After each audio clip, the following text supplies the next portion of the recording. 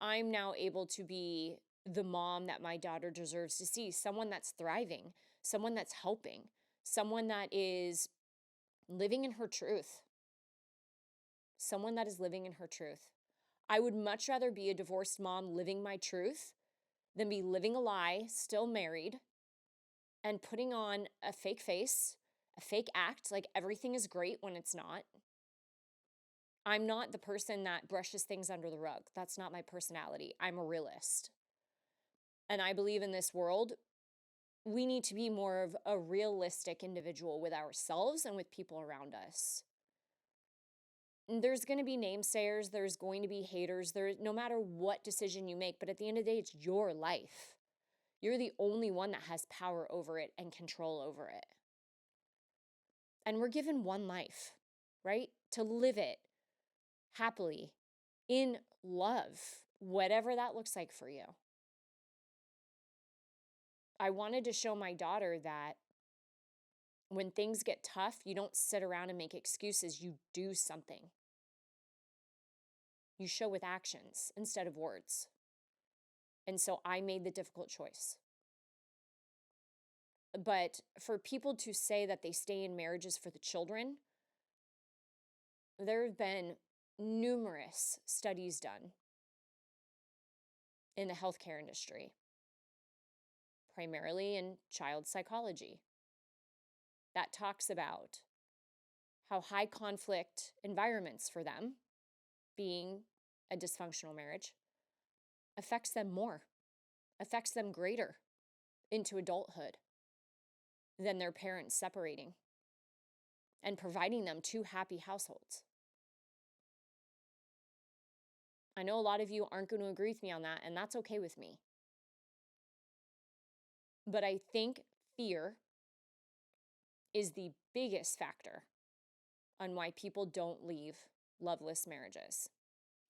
You know, you get comfortable in that environment. You get comfortable in your day-to-day. We all get very comfortable and stagnant in our day-to-day.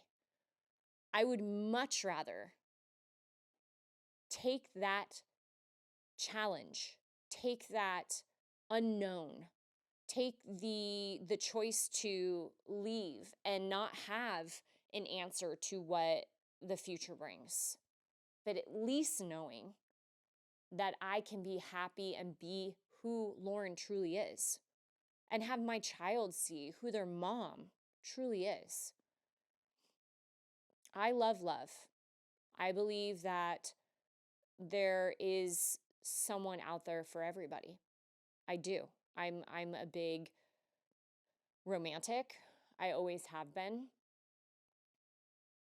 But I do know too that we have to be realistic about today's society, and we should not judge one another's journey.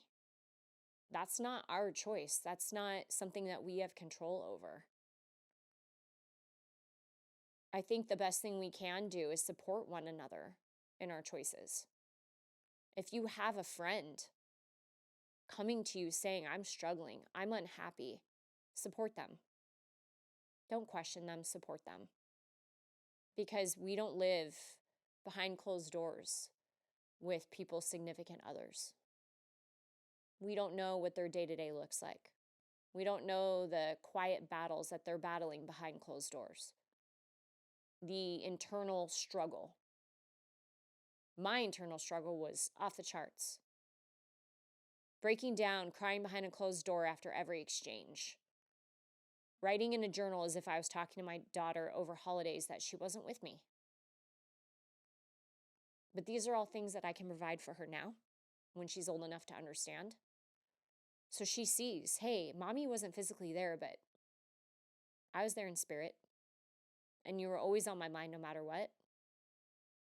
These are the things that I learned when you were with your dad. These are the things that now I get to share with you.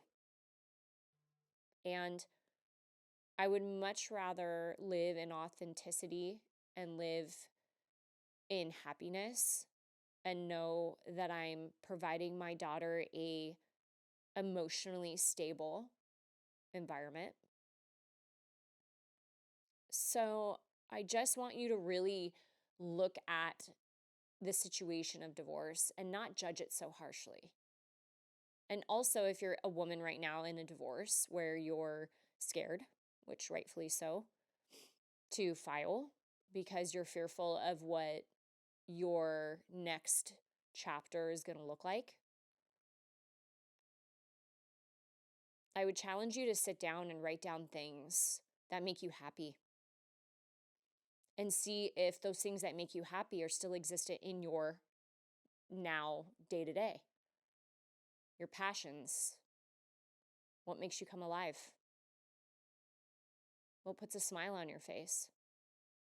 And if those are things that you're not allowed to have in your marriage, or those are things that you miss so deeply, then I think there's some things you really need to think about and not be fearful of what people are going to say and not be fearful about, oh, divorce, that's yucky. No, it's actually not. That's society, that's possibly religion, whatever it may be, telling you that divorce is a gross thing. But if we look at these statistics, the divorce rate keeps increasing. So we're doing something wrong. But one thing you don't have to do wrong is what your life looks like after divorce. You can take something that was dark and painful and almost broke you and change it into your purpose and make it beautiful and bright. And your children are going to be much better off for it. Just like you, your children deserve to be happy, to be in a household where they feel safe, where they feel regulated. When a child is growing up in a household where two parents can't stand each other, don't maybe sleep in the same room, fight all the time, aren't affectionate with each other, don't speak nicely about one another behind each other's back to your children don't need to be in that environment. And trust me, you leave that scenario when your children get old enough, they'll realize it and they'll thank you for it. Because now you're able to provide them a safe, regulated, happy, healthy environment. I never wanted my daughter growing up thinking that what marriage is supposed to look like is what she experienced. I never wanted that for her. So I made the choice to change that. I was in control of that. And I know she's better off for it. So if anything, divorce was my awakening for sure.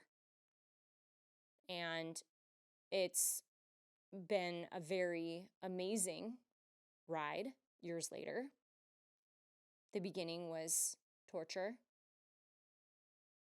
was difficult. I think putting one foot in front of the other every day was a win for me.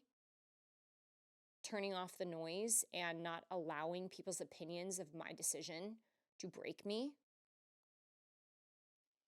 Journaling every single night, all the reasons why I made the decision that I made. And the promises that I made to my daughter that I would make sure I made things right for her. And I have, and I will continue to do so. So let's shift our perception of divorce. And let's shift our perception on just staying in a marriage for the children.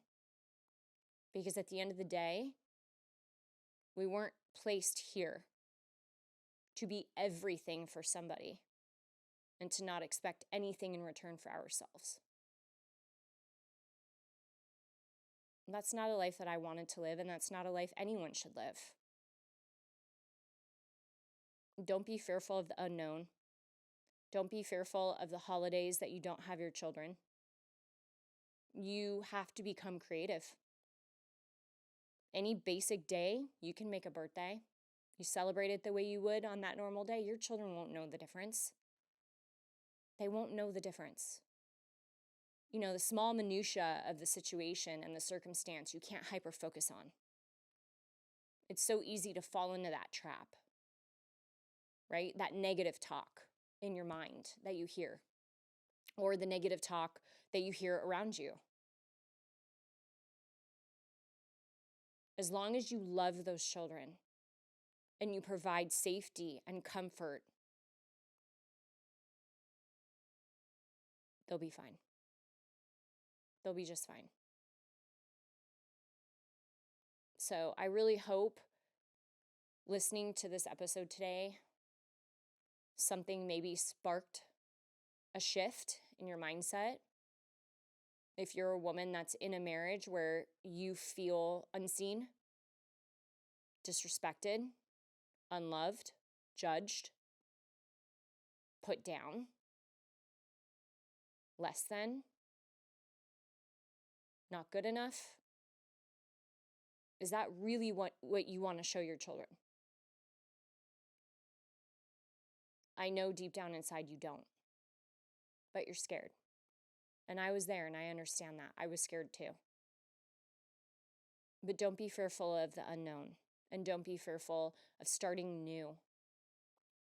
Divorce gives you the opportunity to really work on yourself, figure out why you made the decision you made, and change it. People are so afraid of change, but change is beautiful. That's what we're all meant to do here on earth, is evolve. We're all meant to evolve as humans. At least that's how I feel about it. So evolve. Don't get stuck. Keep evolving. Stand strong and true in what you know is right. Your gut will lead you as long as you allow it and you listen to it.